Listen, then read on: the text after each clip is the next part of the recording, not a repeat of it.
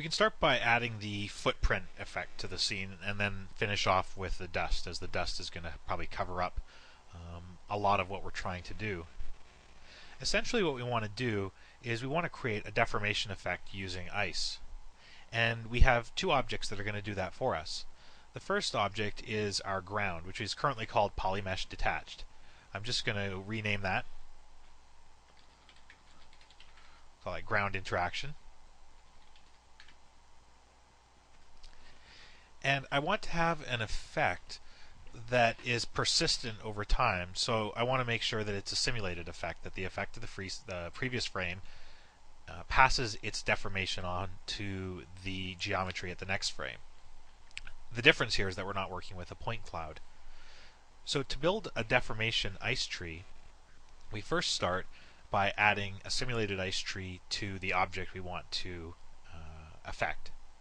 So I'll switch into an ice tree, and I'll create a simulated ice tree on my ground.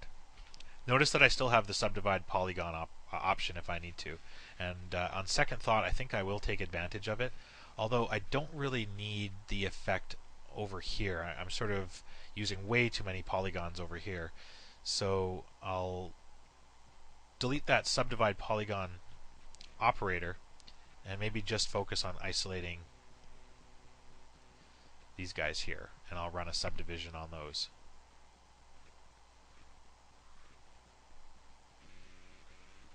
And I can afford to now push it up to about 5 subdivisions, so I'm dealing with about 16,000 polys. So I basically saved 16,000 polys, but upping the subdivision one more level by chopping my geometry in half yet again.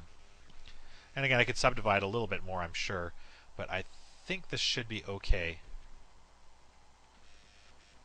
Okay, I'm going to chance it and freeze the modeling stack at this point. So I still have my ice tree here, and what I need to do now is affect the points on the ground.